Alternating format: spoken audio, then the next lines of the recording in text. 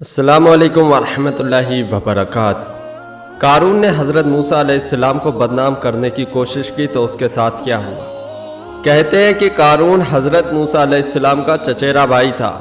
قارون نے بہت ہی حسین صورت پائی تھی، اس نے عجیب و غریب علم بھی سیکھے تھے، اور قارون علم کیمیا کا بھی ماہر تھا۔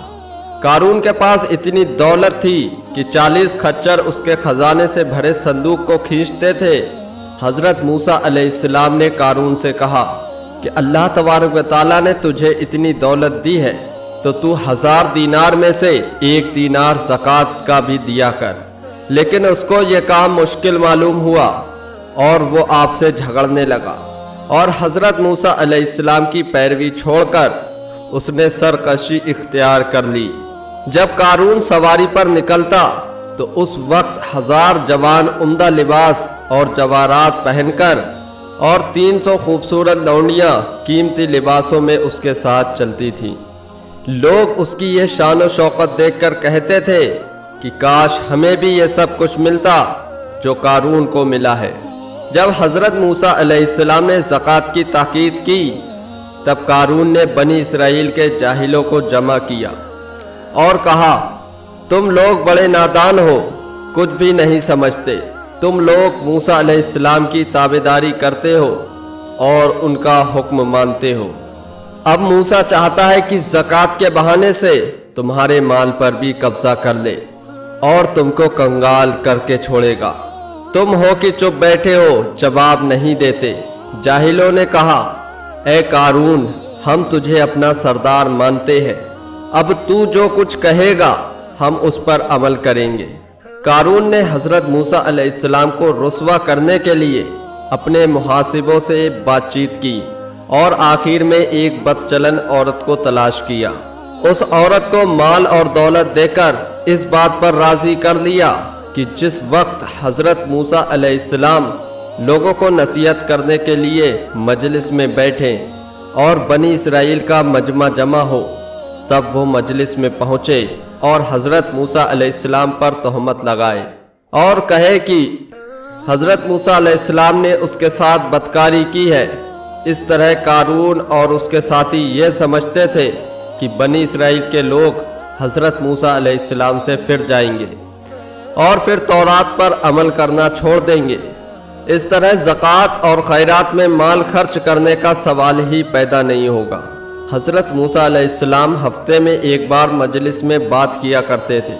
ایک دن جب وہ مجلس میں بحث کے لیے تشریف لائے اور لوگ بات سننے کے لیے جمع ہوئے تو قارون بھی اپنے منصوبے کے مطابق نہایتی شان اور شوکت کے ساتھ مجلس میں پہنچا اور حضرت موسیٰ علیہ السلام کے مقابلے میں بیٹھ کر ہنسی مسخری کرنے لگا۔ اس مجلس میں وہ بدچلن عورت بھی آئی اور مجلس کے ایک کونے میں بیٹھ گئی۔ جب مجلس گرم ہوئی اور حضرت موسیٰ علیہ السلام کے سینے میں علم اور معرفت کا دریا جوش مارنے لگا تب وہ عورت اٹھی اور چاہا کہ قارون کے سیخ کے مطابق حضرت موسیٰ علیہ السلام پر تہمت لگائے اور حضرت موسیٰ علیہ السلام کے کردار کو داغدار کر دے، لیکن اللہ نے جو دلوں کا پھیرنے والا ہے اس کی زبان کو پھیر دیا اور اب وہ بلند آواز سے بولی، اے بنی اسرائیل، قارون حضرت موسیٰ علیہ السلام کا دشمن ہے۔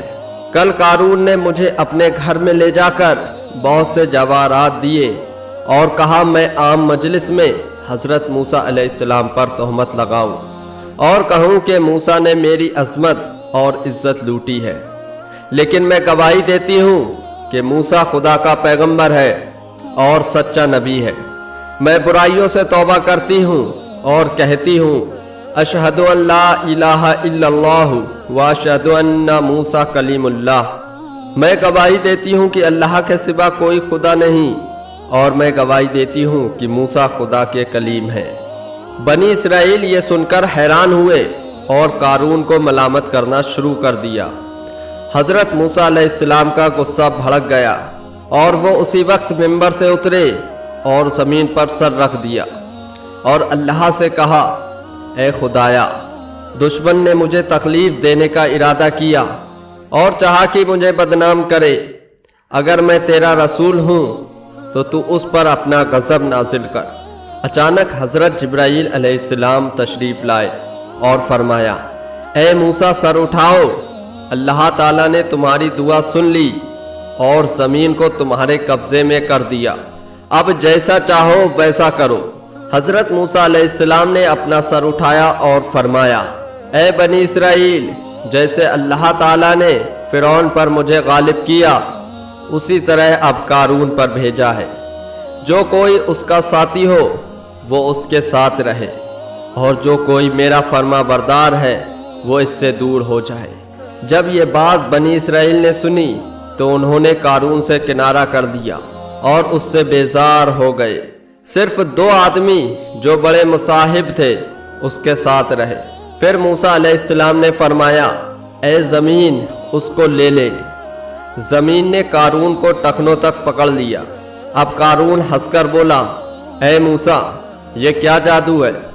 پھر دوسری بار حضرت موسیٰ علیہ السلام نے زمین کو حکم دیا تو زمین نے قارون کو گھٹنوں تک زمین میں دھسا لیا۔